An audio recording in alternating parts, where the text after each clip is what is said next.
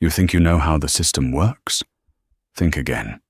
In the quiet suburb of Oak Creek, Officer Derek Salinger thought his badge was a license to do whatever he wanted.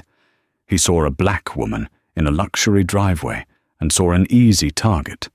He didn't see the badge in her pocket.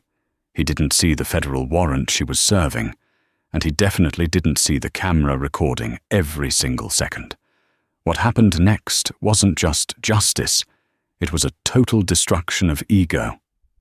Watch closely, because in 5 minutes, the predator becomes the prey. The afternoon sun beat down on the freshly manicured lawns of Highland Park, a neighborhood where the grass was measured in millimeters, and the homeowners association fees cost more than most people's rent. It was 2:00 p.m. on a Tuesday. The streets were mostly empty, save for the occasional landscaping crew and the idling engine of a black sedan parked in front of number 405. Nia Baxter sat in the driver's seat of the sedan, checking her watch. She adjusted the collar of her blazer, her eyes scanning the windows of the sprawling colonial-style house in front of her. Nia wasn't looking at the architecture. She was looking for movement. At 34, Nia was a senior special agent with the FBI's Financial Crimes Division. She had spent the last 8 months building a RICO case against a local business mogul named Clifford Hayes, who used this very address to launder money for an interstate drug ring. Today wasn't a raid. Not yet. Today was surveillance. She was waiting for a courier. She took a sip of her lukewarm coffee, her eyes never leaving the front door. 2 streets over, Officer Derek Salinger was finishing his 3rd donut of the shift. Derek was a 6-year veteran of the Oak Creek Police Department, a man who wore his uniform a size too tight to emphasize biceps that hadn't seen a gym in a decade. He was bored. Highland Park was quiet, too quiet for a man who craved the adrenaline of a bust. His radio crackled. "Dispatch to Unit 4 Alpha. We have a call from a resident on Elm Street. Suspicious vehicle. Black sedan. Unknown plates. Occupant is a female, African-American, reportedly casing the properties." Derek perked up. He wiped a crumb from his lip and grabbed the receiver. 4 Alpha to dispatch. I'm 2 minutes out. Who called it in? Mrs. Gable, sir. Says the vehicle has been there for 20 minutes. She thinks the driver is preparing to rob the Hayes residence. Derek smirked. Mrs. Gable was the neighborhood watch on steroids, but she usually gave him good leads on teenagers smoking weed or expired tags. But a robbery suspect? That was juicy. Copy that, dispatch. I'm rolling. Derek hit the lights, not because he needed to, but because he liked the way the red and blue reflected off the expensive windows of the neighborhood. He already had a picture in his head. Someone from the city, probably lost, probably up to no good. He'd run them off, maybe find a reason to search the car. It was an easy collar. Back on Elm Street, Nia saw the courier's van turn the corner. She ducked slightly, grabbing her long-lens camera from the passenger seat. This was the handoff. If she got the photo of the courier handing the package to Hayes, the indictment was a lock. She didn't see the patrol car screeching around the corner behind her. She didn't see Derek Salinger jump out, hand already resting on his holster, eyes narrowed behind aviator sunglasses.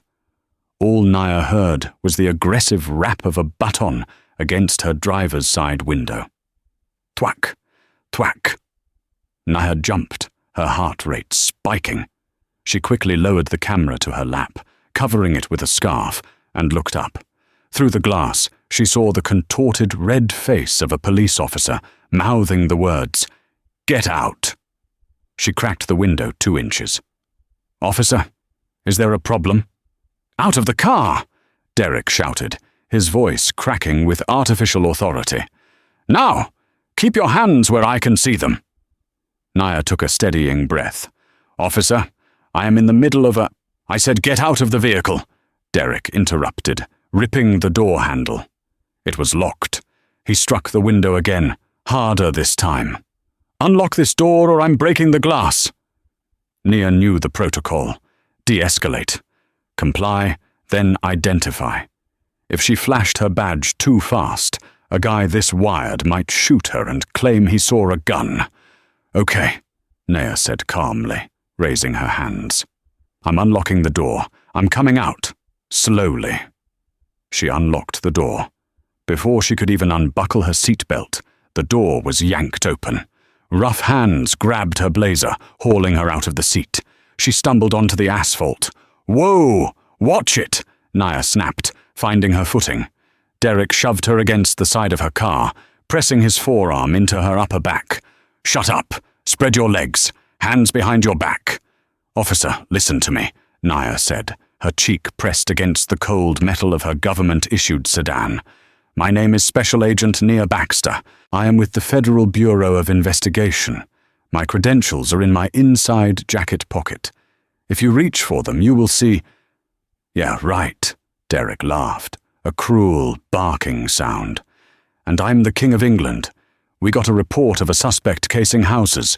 You think you can lie your way out of this with a fake badge story?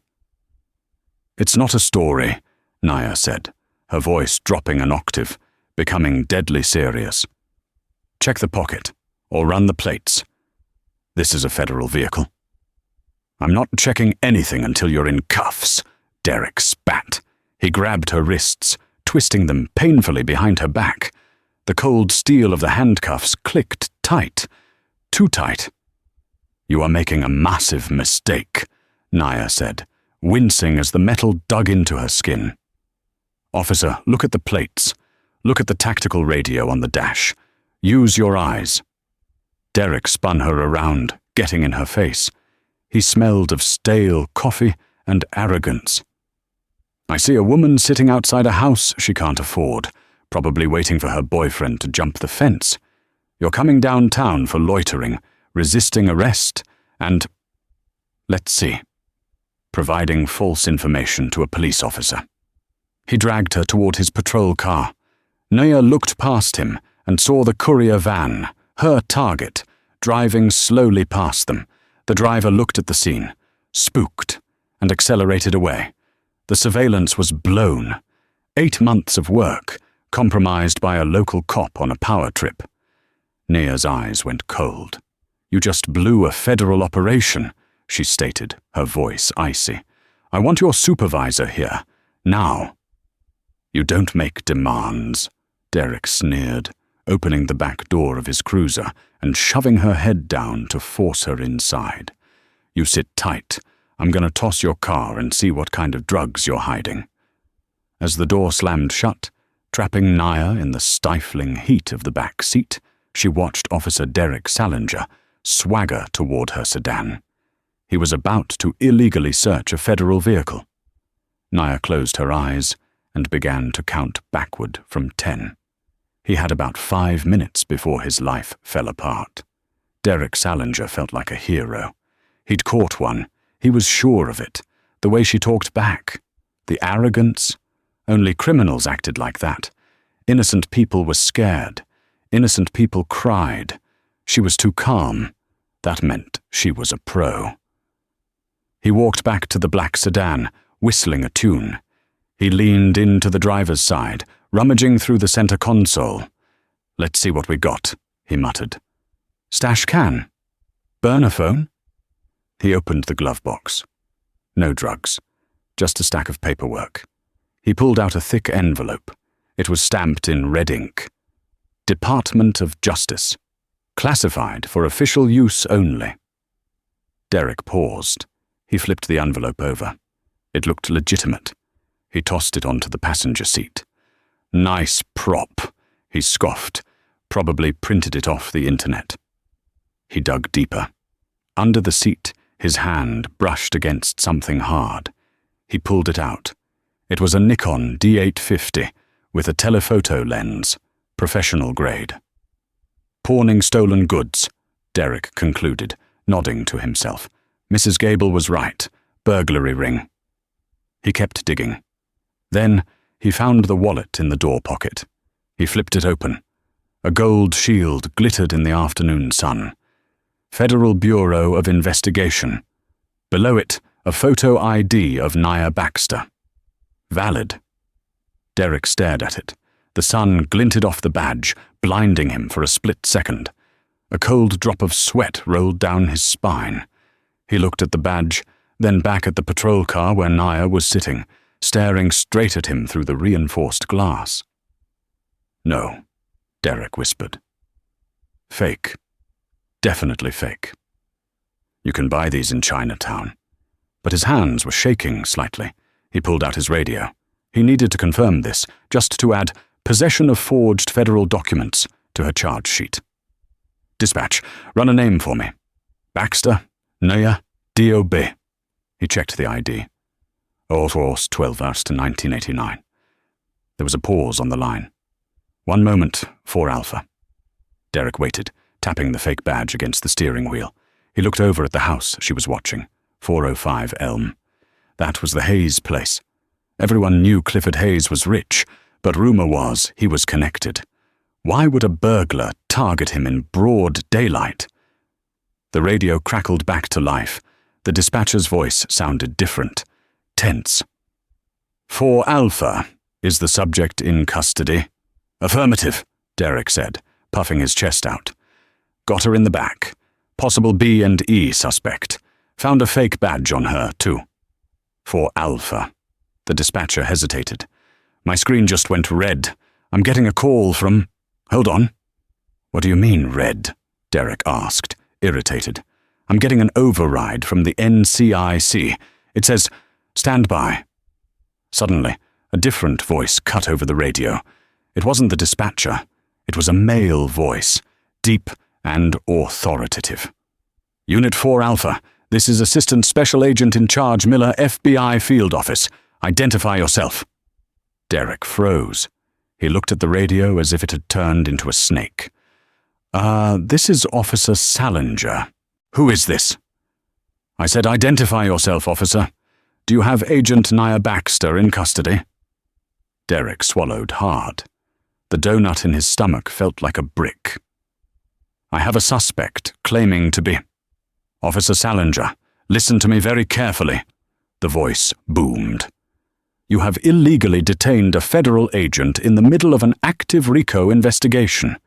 We have been monitoring her comms. We heard the arrest. You are to release her immediately. Do not speak to her. Do not touch her. Backup is 3 minutes out. If you have harmed a hair on her head, God help you. The radio clicked off. Derek stood there in the silence of the suburban street. The birds were chirping. A lawnmower hummed in the distance. He looked down at the badge in his hand. It looked heavy. Real gold. He looked back at the cruiser. Nia hadn't moved. She was just watching him. She wasn't angry anymore. She looked disappointed. Panic, cold and sharp, pierced Derek's chest. He had to fix this. He had to spin this. He could say she resisted. He could say she didn't identify herself until it was too late. He could say he felt threatened. He rushed back to the cruiser, fumbling for his keys. He yanked the back door open. Look, Derek said, his voice trembling, all the bravado gone. I'm going to take the cuffs off, okay? But you need to calm down. You didn't show me the ID fast enough. This is really a misunderstanding on your part. He reached for her wrists. Nia pulled away sharply. Don't touch me. I'm trying to let you go, Derek pleaded, sweat beading on his forehead. No, Nia said firmly. You don't get to unring this bell, Officer Salinger. You arrested me. You put me in the system. Now, we wait for my supervisor. You wanted to do this by the book. Let's do it by the book. Please, Derek whispered, looking around wildly. I have a pension. I have a kid. You should have thought about that before you profiled me, Nia said. Close the door. Derek stood there, paralyzed. In the distance, the wail of sirens began to rise. Not the polite yelp of a local cruiser, but the deep, insistent roar of heavy SUVs. Lots of them. The 5 minutes were up. The wail of sirens reached a deafening crescendo. Officer Derek Salinger stood frozen by the rear door of his cruiser, the keys to the handcuffs jingling uselessly in his trembling hand. He looked down the street and saw his worst nightmare manifesting in real time. It wasn't the local backup he had expected. It wasn't the Oak Creek sheriff. 3 matte black Chevrolet Suburbans tore around the corner, mounting the pristine curbs of Highland Park without hesitation. They moved with a synchronized aggression that screamed military precision. They boxed in Salinger's patrol car, one in front, one behind, and one sealing off the side street. Before the vehicles even came to a complete halt, the doors flew open. "Federal agents! Hands where we can see them!" 6 figures in tactical vests emblazoned with FBI poured out. They didn't move like beat cops. They moved like predators. Their weapons were drawn, held at the low ready position, but the barrels were dangerously close to pointing directly at Salinger. Derek instinctively raised his hands, dropping the keys on the asphalt. "Don't shoot! I'm an officer! I'm a police officer!" "Step away from the vehicle," one of the tactical agents barked. "Get on the ground, now!" "But I—" "Ground!" Derek scrambled backward, tripping over his own boots and landing hard on his tailbone. He crab-walked away from his cruiser, his face draining of all color. The arrogance that had fueled him 10 minutes ago had evaporated, leaving behind a terrified small man. The rear door of the lead Suburban opened and a man stepped out. He was older, wearing a charcoal suit that looked like it cost more than Derek made in a year. He had silver hair cut in a military fade and eyes that looked like flint. This was Assistant Special Agent in Charge, ASAC's David Miller. Miller didn't even look at Derek. He walked straight to the back of the patrol car, peering through the glass at Nia. He nodded once, a gesture of grim respect. "Secure the perimeter," Miller ordered his team, "and somebody get those cuffs off my agent." 2 tactical agents moved in. One stood over Derek, keeping him pinned with nothing but a glare, while the other retrieved the keys from the asphalt. Miller opened the car door. "Agent Baxter." "Status?" Nia swung her legs out. She looked tired, her blazer rumpled, her wrists chafed red, but her gaze was unbroken. "Physically, I'm fine, sir." "Operationally?" "It's a disaster. Hayes's courier made visual contact with the arrest.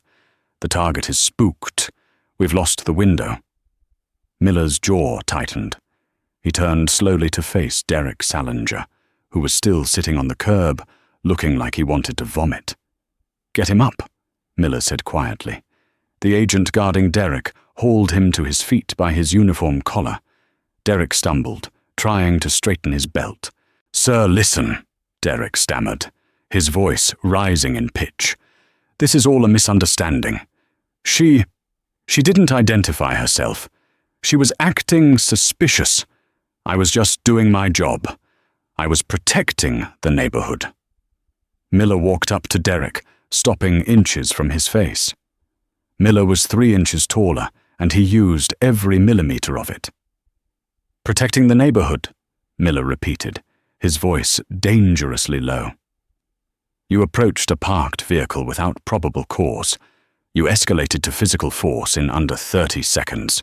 You ignored a federal credential, and you detained a senior special agent during a Class A felony surveillance operation." "I thought the badge was fake," Derek cried, looking around for sympathy that wasn't there. She didn't look like an agent." The silence that followed was heavy and suffocating. Nia stepped forward, rubbing her wrists. She walked right up to Derek. "What does an agent look like, Officer Salinger?" Nia asked. Her voice wasn't loud, but it cut through the air like a knife. Derek opened his mouth, then closed it. He realized the trap too late. "I meant, you were in a civilian car. Loose clothes." "I was in undercover attire," Nia corrected. "You saw a black woman in a nice car in a nice neighborhood. and you decided she didn't belong. You didn't run the plates first. You didn't ask questions. You grabbed the baton. I have discretion, Derek mumbled, looking at his boots. You have stupidity, Miller growled. You just cost the US government 6 months of work and $2 million in resources. Clifford Hayes is likely shredding documents right now because you wanted to play hero. Miller turned to his team. Seize his body cam. Seize the dash cam from his cruiser. I want every second of footage uploaded to our servers immediately. Hey, you can't do that, Derek protested, a spark of his old defensiveness returning. That's department property. You have to go through the chief. We already called your chief, Miller said, checking his watch. He's on his way, and I suggest you start thinking about a very good lawyer, officer. Because qualified immunity doesn't cover gross negligence and obstruction of federal justice. Derek felt his knees go weak. Obstruction. That was a felony. He looked at Naya, silently pleading with his eyes. Help me. Naya just looked at him, her expression unreadable. You wanted to arrest someone today, Derek. You just picked the wrong suspect. 10 minutes later, the quiet street resembled a crime scene. Local police cruisers had arrived, but they were hanging back, parked timidly behind the wall of black FBI SUVs.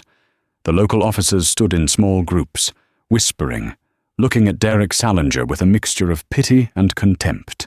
They knew. In law enforcement, screwing up is one thing. Screwing with the feds is career suicide. A white sedan with Chief of Police stenciled on the door skidded to a halt. Chief O'Malley, a red-faced man with a thick mustache and a temper to match, stormed out. He didn't look happy. He looked like a man who had been interrupted during his lunch break to clean up a toddler's mess. He marched straight to Asek, Miller, and Nia. David, the chief said, nodding to Miller. He knew the ASAC. They had worked together on a task force years ago. Tell me this isn't what I think it is. It's exactly what you think it is, Tom, Miller said, crossing his arms. Your boy Salinger torpedoed the Hayes investigation. He assaulted Agent Baxter. He profiled her, detained her, and refused to verify her credentials. Chief O'Malley turned his gaze to Naya. Agent Baxter, my apologies. Are you injured? Nothing that won't heal, Chief, Naya said, holding up her wrists. The red marks from the cuffs were deepening into bruises. But my case is dead. I just got a text from my surveillance team on the other side of town. Hayes's lawyer just arrived at the house. They're locking down. We lost the element of surprise. O'Malley closed his eyes and let out a long, slow breath. He turned to Derek, who was standing by the fender of an FBI SUV, looking like a child sent to the principal's office. Salinger, the chief barked. Derek flinched. Chief, I swear I didn't know. She was resisting.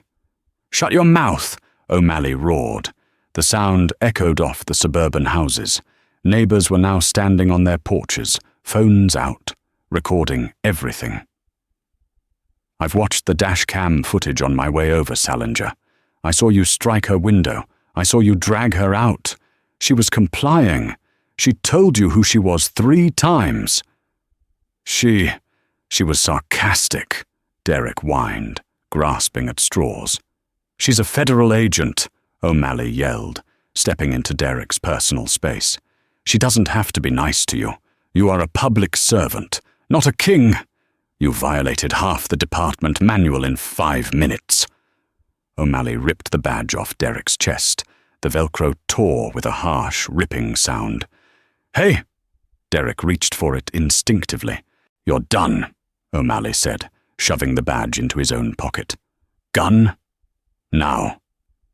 Derek's hands shook as he unholstered his service weapon and handed it, grip first, to the chief.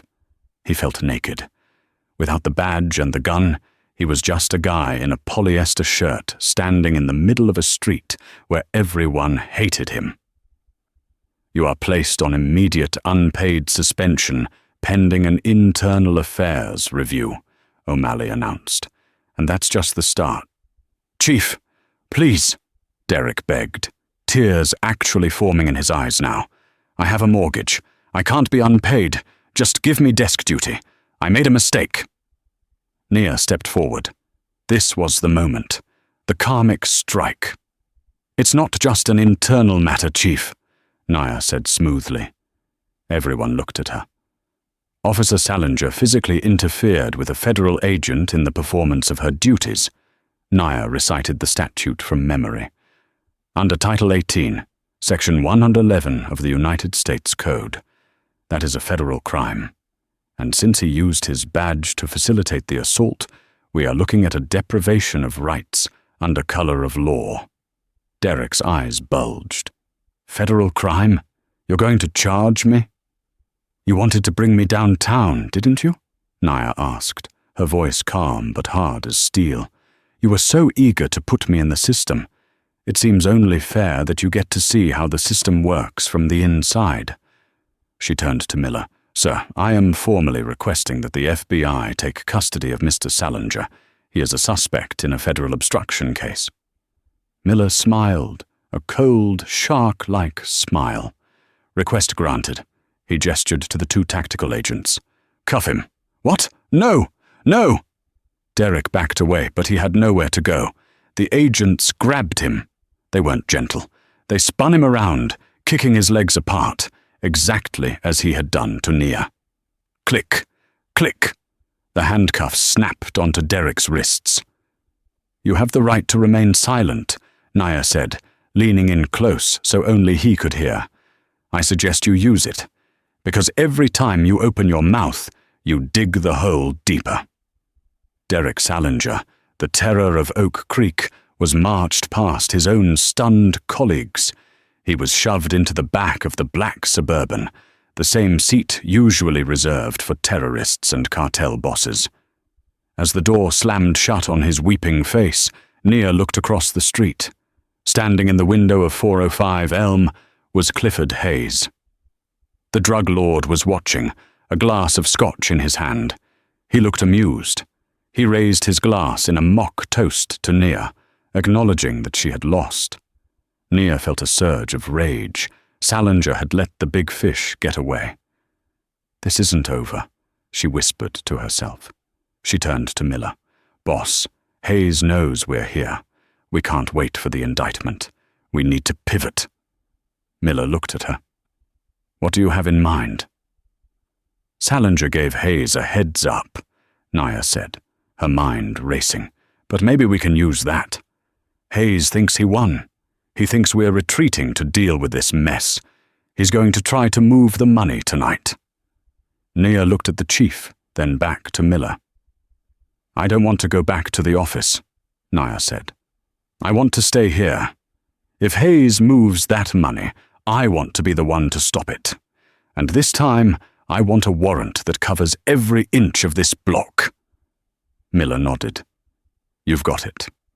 But we need a new vantage point. We burned your car." Nia looked around. Her eyes landed on the house directly across the street from Hayes's mansion. It was Mrs. Gable's house, the woman who had called the cops on her. Nia smirked. "I think I know exactly where to set up." Mrs. Beatrice Gable stood behind her lace curtains, clutching a porcelain teacup so tightly her knuckles were white. She had watched the entire spectacle unfold on the street. She had seen the arrival of the black SUVs, the humiliation of Officer Salinger, and the revelation that the suspicious character she had reported was actually a federal agent.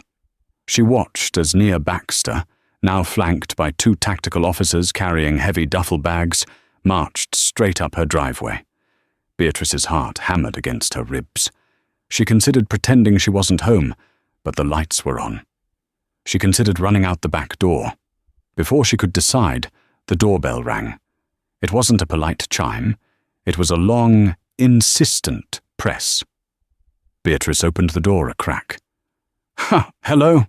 Nia stood there, her face a mask of stone. She held up her badge again, letting it hang in the air for a long, uncomfortable moment. "Mrs. Gable," Naya said, her voice devoid of warmth. "I believe we've been introduced indirectly. I'm Special Agent Baxter."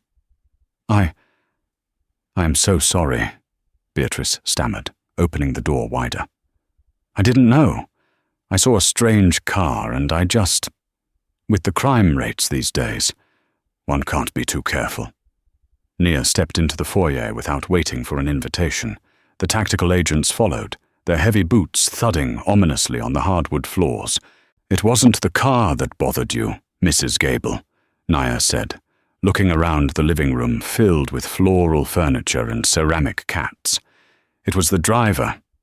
But I'm not here for an apology. I don't have time for your guilt." "Then, why are you here?" Beatrice asked, shrinking back against the wall. "Because you blew my cover," Naya said, turning to face her. "Your phone call to the police alerted my target. Now, Clifford Hayes knows we are watching. He thinks we've retreated to process Officer Salinger. He's wrong. We aren't leaving." Naya pointed to the upstairs landing. "Does your master bedroom face the street?" "Yes, but..." "Good. We are commandeering your second floor as a tactical observation post," Naya announced. "My team will be setting up surveillance equipment, sniper overwatch, and communications gear in your bedroom. You will stay downstairs. You will not make any phone calls. You will not turn on any lights that face the street." "Do you understand?" Beatrice gasped. "You can't just take over my house." "Actually, under exigent circumstances involving a federal felony in progress, I absolutely can," Naya lied smoothly. Technically, she needed a warrant or consent, but she knew Beatrice was too terrified to argue. "Consider it your civic duty. You wanted to help keep the neighborhood safe, right? That's why you called the police? Well, now is your chance to actually help capture a real criminal." Naya leaned in closer. "Unless, of course, you'd rather I explain to the press that Clifford Hayes escaped because a local resident harassed a federal agent?" Beatrice swallowed hard. No, of course not. The bedroom is the first door on the right." "Thank you," Naya said, dismissing her. She turned to her team. "Go. Set up the long-range mics and thermal imaging. I want eyes on Hayes's garage." For the next 4 hours, Mrs. Gable's pristine suburban home was transformed into a forward operating base. Black cables snaked across the Persian rugs. Heavily armed men moved silently through the hallways. Beatrice sat in her kitchen, too scared to drink her tea, watching Naya Baxter coordinate a multi-million-dollar takedown from her dining room table. Nia sat by the window, peering through the blinds with a pair of high-powered binoculars. The sun had set. The streetlights flickered on. The Hayes mansion across the street was dark, silent. "He's going to move," Nia whispered to ASAC Miller, who was monitoring the radio feed. "He's arrogant. He saw Salinger get arrested and thought the FBI was incompetent. He thinks we're in disarray." "Thermal shows 3 heat signatures in the garage," Miller confirmed. "Engines are cold, but they're loading something heavy into a van." "That's the cash," Naya said. "Hayes washes the money through a shell company, but he keeps the emergency reserves in the walls. He's liquidating. He's running." "Do we wait for them to leave the driveway?" Miller asked. Nia shook her head. "No. If he gets on the highway, it turns into a chase. Civilians could get hurt. We take him inside the gates. We take him now." She looked at Mrs. Gable, who was listening with wide eyes. "Mrs. Gable," Naya said, her voice softening just a fraction. "You might want to cover your ears. It's about to get very loud." The silence of Highland Park was shattered not by sirens, but by the concussive boom of flashbang grenades. "Breach! Breach! Breach!" Nia was out of the Gable house before the smoke cleared. She sprinted across the perfectly manicured lawn, her service weapon drawn, flanked by 6 tactical operators. They moved like a single organism, a wave of black Kevlar crashing against the wrought iron gates of the Hayes estate. The front gate had already been rammed by the lead armored truck. It hung off its hinges, twisted metal groaning in the night air. "FBI, get down! Get down!" Gunfire erupted from the garage. Hayes's private security detail, mercenaries paid to protect drug money, were firing blindly into the smoke. Bullets chipped the brickwork of the driveway pillars. Naya didn't flinch. She ducked behind the engine block of the armored truck, assessing the situation. "Suppressing fire on the garage," she yelled into her comms. "Team 2, flank left. Cut off the rear exit. Do not let them get back into the main house." The FBI tactical team unleashed a volley of controlled fire. The mercenaries, realizing they were outgunned by federal agents, stopped shooting. "We surrender. Cease fire," a voice screamed from the garage. "Hands! Let me see hands!" Nia shouted, moving forward. 3 men stumbled out of the garage smoke, coughing, their hands high in the air. Agents swarmed them, zip-tying their wrists and forcing them to the ground. But Clifford Hayes wasn't among them. "Where is he?" Nia demanded, grabbing one of the guards by his vest. "He went inside," the guard gasped. "He has a panic room in the library. He locked us out." "Damn it," Nia cursed. She looked at Miller. The panic room wasn't on the blueprints. "If he gets in there, he can wipe the servers before we can drill the door," Miller warned. "We lose the electronic trail." "He's not wiping anything," Nia said, checking her magazine. "Cover me." Nia broke from the cover of the garage and ran toward the front door of the mansion. It was a massive oak double door. She didn't bother trying the handle. She shot the lock mechanism 3 times and kicked it open. The foyer was marble and gold, a testament to greed. Nia swept the room, her gun moving with her eyes. Clear. She heard footsteps running on the floor above. "He's not going to the library," Nia realized. "He's going for the helipad on the roof. He lied to his own men." Nia took the stairs 2 at a time. Her lungs burned, but the adrenaline masked the pain. She reached the second-floor landing, just as she saw a figure disappearing up a narrow spiral staircase at the end of the hall. "Hayes!" she yelled. "Stop!" A shot rang out. Hayes fired a wild shot over his shoulder with a small silver pistol. The bullet shattered a vase next to Nia's head. Shards of porcelain rained down on her. Nia didn't return fire. She couldn't risk hitting a gas line or a civilian if he had one up there. She holstered her weapon and sprinted. She burst onto the roof just as the rotors of a small private helicopter began to spin. Clifford Hayes was scrambling into the pilot's seat. He was a man in his 50s, wearing a tuxedo, clutching a leather briefcase. He saw Nia and laughed, a manic sound over the whine of the turbine. "Too late, Agent. You can't touch me. I have flight clearance." "You have an indictment," Nia screamed over the wind. Hayes pulled the collective up. The helicopter lurched, the skids leaving the ground. He was 3 feet in the air. 5 feet. Nia looked around. She saw the fire hose reel attached to the wall near the roof access door. Without thinking, she grabbed the heavy brass nozzle. It was attached to 50 feet of reinforced canvas hose. She didn't aim for Hayes. She aimed for the helicopter's landing skid. With a primal yell, Nia lunged forward and looped the hose around the rear skid of the rising chopper. She dove back, wrapping the hose around a heavy steel ventilation pipe on the roof. The hose snapped taut. The helicopter jerked violently. The tail rotor dipped. Hayes screamed as the aircraft lost stability.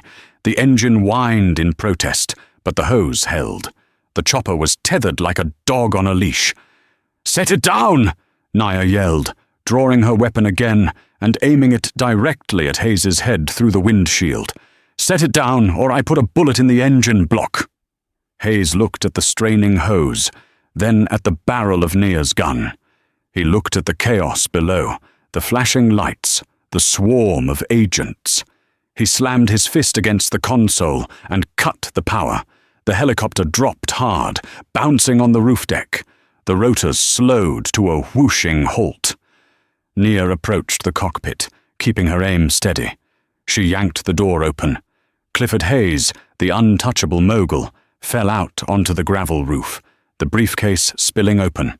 Stacks of $100 bills fluttered into the night wind. Nia planted her boot in the middle of his back.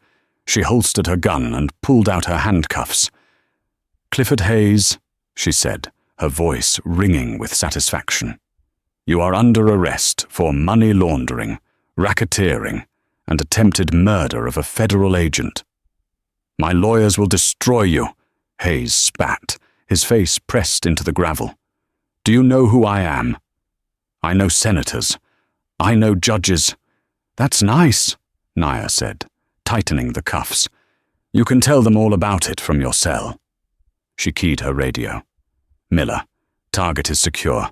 Repeat, Hayes is in custody. We have the money." "Copy that, Baxter." Miller's voice crackled, sounding relieved. "Good work. But you might want to come downstairs. We found something else in the garage." "What is it?" "It's Salinger's car trunk," Miller said. "It seems Officer Salinger has been doing favors for Hayes for a long time. We found a ledger in the garage safe with his name on the payroll." Nia froze. A slow smile spread across her face. It wasn't just obstruction, it was corruption. Derek Salinger wasn't just a racist cop, he was a dirty cop, and she had just caught the man who could prove it. "I'm coming down," Nia said. "Don't let the party start without me." 6 months had passed since the raid on Highland Park, but for Derek Salinger, time had stopped the moment the handcuffs clicked onto his wrists. The federal district court in Chicago was a cavernous room of mahogany and marble, designed to make everyone inside feel small. Today, it was suffocating. Every seat in the gallery was filled. Reporters from national news networks jockeyed for position with sketch artists, while the back rows were packed with community activists wearing shirts that read, "Justice for Nia" and "No more bad apples." Derek sat at the defense table, staring at the grain of the wood. He looked like a ghost of his former self. The tight uniform was gone, replaced by a grey suit bought off a clearance rack that hung loosely on his frame. He had lost 20 pounds. His hair was thinning, and dark circles bruised the skin under his eyes.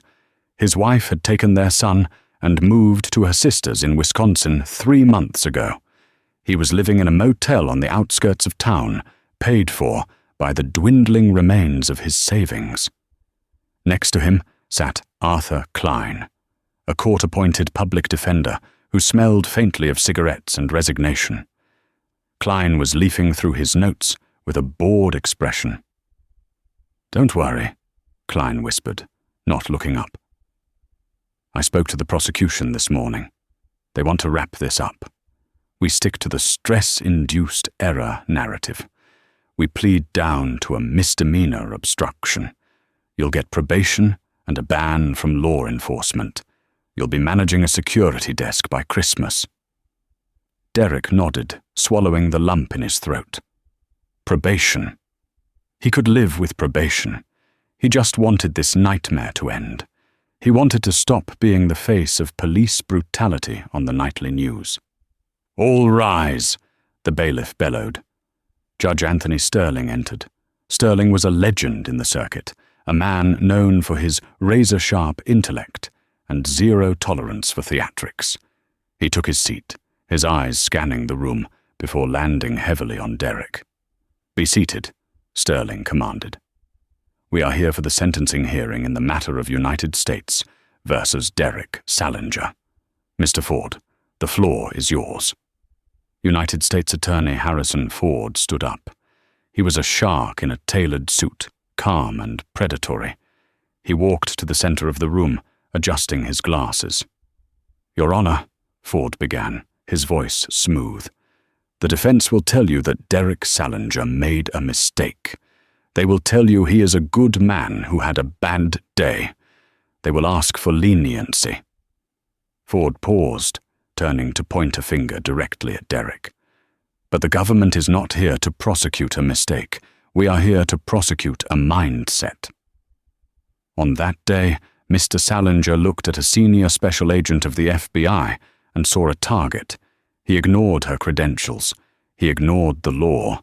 He assaulted a federal officer because his ego could not accept that a black woman could be his superior. "Objection!" Klein stood up, feigning outrage. "The prosecution is grandstanding. My client has already admitted to a procedural error regarding the identification." "Overruled," Judge Sterling said, leaning forward. "Sit down, Mr. Klein." Ford smiled tightly. "The people call Special Agent Nia Baxter to the stand." A hush fell over the room as Nia entered. She walked with a grace and power that sucked the air out of the room. She wore a sharp charcoal blazer, her badge clipped visibly to her belt. She didn't look at Derek. She looked through him. She took the oath and sat down. "Agent Baxter," Ford said gently, "can you describe the impact this event has had on your career?" Nia took a breath, her voice steady but laced with steel. "It destroyed an 8-month investigation, Mr. Ford. We caught Clifford Hayes. Yes. But because of Mr. Salinger's interference, Hayes had time to warn his associates. 3 major distributors in the network went underground before we could execute the warrants. Millions of dollars in illicit assets disappeared.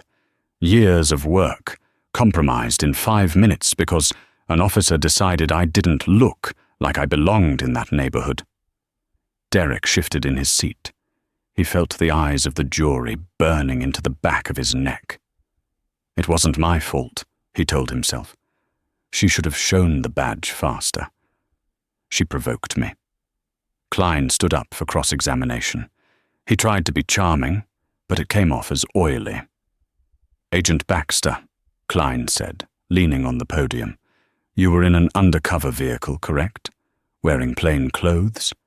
Is it not possible that Officer Salinger, in his zeal to protect the community, simply made an honest judgment call?" Nia fixed Klein with a look that could freeze water.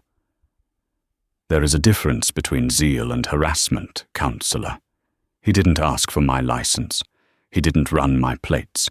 He demanded I exit the vehicle and struck my window with a baton within 30 seconds of arrival. That isn't protection. That is predation," Klein faltered. He waved a hand dismissively. "No further questions." As Nia stepped down, Derek felt a glimmer of hope.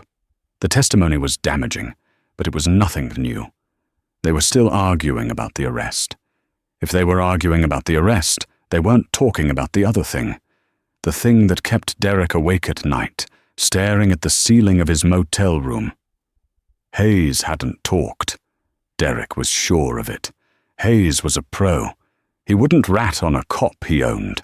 It was bad for business. "Mr. Klein," the judge said, "do you have any witnesses for the defense?" "Just one, Your Honor," Klein said.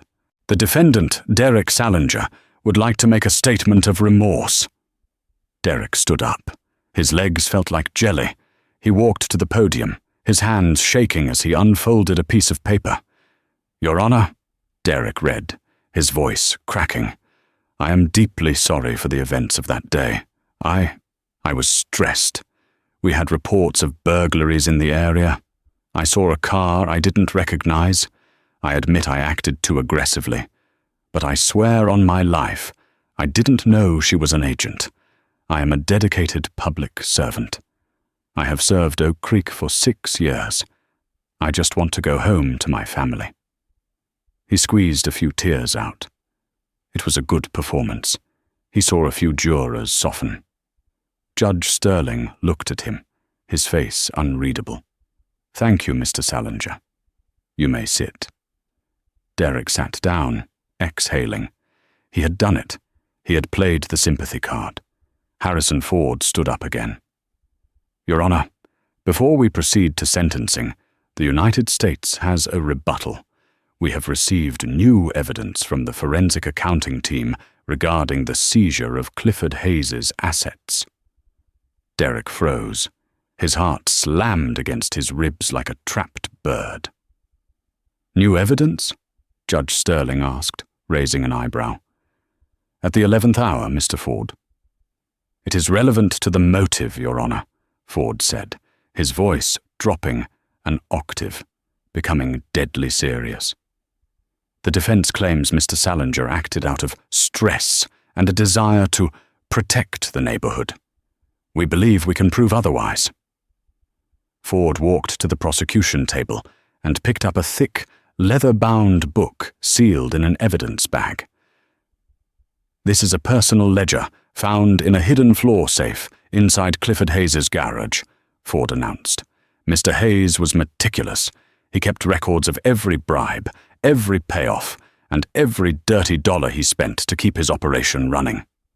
Derek stopped breathing. The room started to spin. No, he burned the books. He always said he burned the books. "Your Honor," Ford continued, "I direct your attention to Exhibit G, a recurring monthly payment of $5,000. Ford projected an image of the ledger onto the screens in the courtroom. The handwriting was jagged, but legible. Date, May 12th. Amount, $5,000. Recipient, Blue Shield. Notes, Salinger. Keep patrols heavy on Elm St. A gasp rippled through the courtroom. It started as a murmur and swelled into a roar of shock. "Order!" Judge Sterling banged his gavel, his face turning a shade of angry crimson. "Order!" Ford turned to the jury, his voice booming over the noise. Derek Salinger didn't arrest Agent Baxter because he was a stressed cop making a mistake. He arrested her because he recognized the make and model of a federal surveillance vehicle. He knew the FBI was watching his boss. He intervened to disrupt the investigation and protect the man who was paying his mortgage. "Lies!" Derek screamed, jumping to his feet. "That's a lie! I never took a dime!" "Sit down, Mr. Salinger," the judge roared, pointing the gavel like a weapon. "One more outburst and I will have you gagged." Derek collapsed into his chair. He looked at Klein. "Do something. Object." Klein pulled away from him, inching his chair to the left. "You didn't tell me this," the lawyer hissed, looking at Derek with pure disgust. "You told me it was a mistake. You didn't tell me you were on Hayes's payroll." I, Derek stammered. Ford wasn't finished. "The government is amending the charges, Your Honor. In addition to obstruction of justice and civil rights violations, we are adding conspiracy to commit racketeering, accepting a bribe as a public official, and accessory to money laundering." The air in the room changed. It was no longer a trial about a bad arrest. It was a crucifixion of a traitor. Judge Sterling looked at Derek. The look wasn't just professional disapproval anymore. It was personal loathing. There is nothing the justice system hates more than a distinct betrayal of the badge. "Mr. Salinger," Sterling said, his voice terrifyingly quiet, "the plea recommendations are hereby rejected. I am ready to issue my sentence." "But," Klein started, then stopped. He knew it was over. "Derek Salinger, please rise," the judge commanded. Derek stood. He felt like he was floating outside of his body. "You came into my courtroom and pleaded for mercy based on your service," Judge Sterling said, his words cutting like glass. "You stood there and wept about being a protector. But you were not protecting the people of Oak Creek. You were a mercenary for a drug lord. You used the authority of the United States government to shield a criminal enterprise. You profiled Agent Baxter, not just out of prejudice, which would be bad enough, but as a calculated tactic to serve your paymaster." The judge paused, letting the weight of the words settle. "For the deprivation of civil rights under color of law, I sentence you to 5 years. For the charges of public corruption and racketeering, I sentence you to an additional 10 years. Derek's knees buckled. He grabbed the edge of the table. 15 years? he whispered. "Your Honor, please. I have a son. You should have thought of him when you cashed those checks," Sterling said coldly. "These sentences will run consecutively. No possibility of parole for the first 10 years. Remand him to custody immediately." 2 federal marshals moved in. They didn't ask Derek to put his hands behind his back. They grabbed him. Hard. "No!" Derek shouted as the metal cuffs bit into his wrists for the second and final time. "This is a mistake. I'm a cop. I'm one of you." "Not anymore," the marshal said, shoving him toward the side door. As Derek was dragged away, weeping and pleading, he looked back into the gallery one last time. He saw the reporters typing furiously. He saw the activists cheering quietly. And he saw Nia.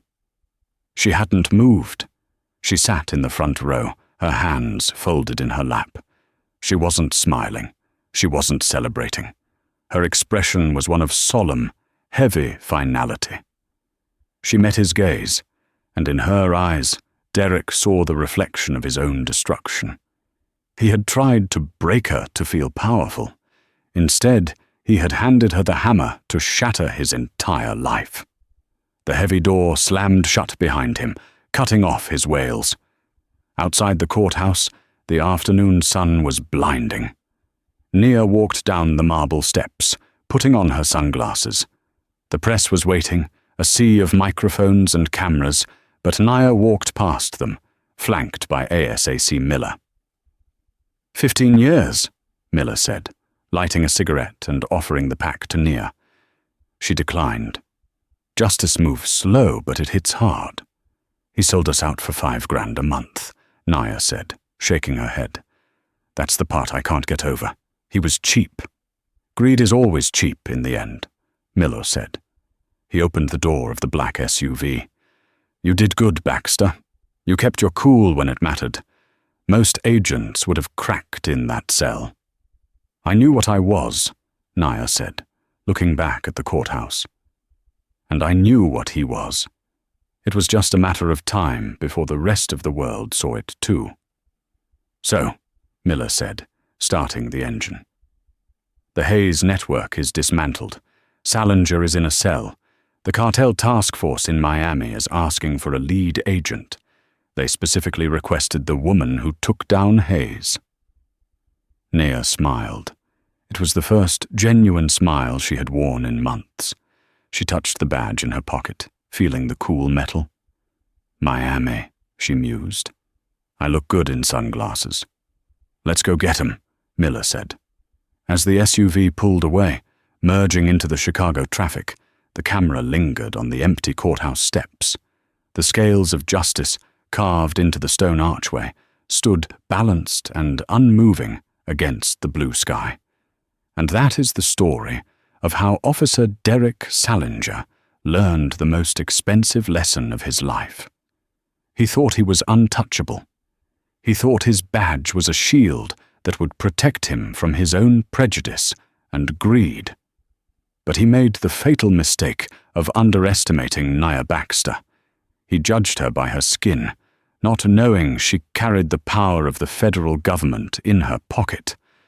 In the end, Salinger didn't just lose his freedom, he lost his legacy. He went from being a respected officer to a cautionary tale about corruption and arrogance. What do you think? Was 15 years enough for a dirty cop who betrayed the public trust, or should the sentence have been even harsher? Let me know your thoughts in the comments below. If you enjoyed this roller coaster of justice, please hit that like button. It really helps the channel grow. And make sure to subscribe and turn on notifications so you never miss a new story. Thanks for watching, and remember, the truth always comes out, and karma never misses a target. See you in the next video.